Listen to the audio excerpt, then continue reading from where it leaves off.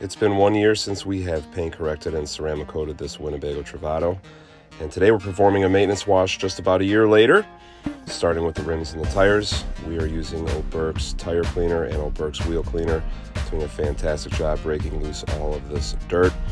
And I'm excited because we're going to be using the Oberks APS All Purpose Soap in all of these foam cannons here, starting in the front with the IK foamer because it creates just a little bit of a thicker foam. It allows a little bit of a dwell time here so we can agitate these bugs. From here, we are going to move on to our foam cannon pre-wash. I like to call this a pre-soak because I'm doing a two-step wash with this one.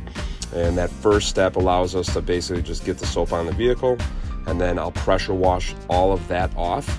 And then we'll foam up the vehicle again and do a contact wash. This vehicle has been on the road and has seen a lot of dirt and debris, so it is going to need a contact wash. And that's why I like to do that pre-soak, just to remove all of the loose debris from the equation. And after that, we're going to move on to our drying step. It's a beautiful day here in the Midwest, and we have these beautiful big puffy clouds where we're kind of going in and out of sun. And Oberks' new APS soap is really easy to use in the sun, and if it dries, it doesn't lock up on the paint, and the moment you get fresh water, it'll flush loose from the surface. So clearly, this is really an awesome day to do this maintenance wash on this vehicle. I am really impressed with how well the coating is holding up on the surface really a year later.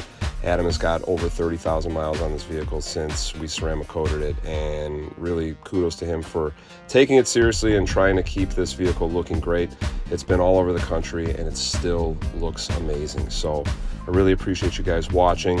If you guys have any questions about this process, or you have any more questions about what I was using in this video, feel free to shoot me a message, and we'll see you guys on the next video. And in the meantime, just enjoy the gloss.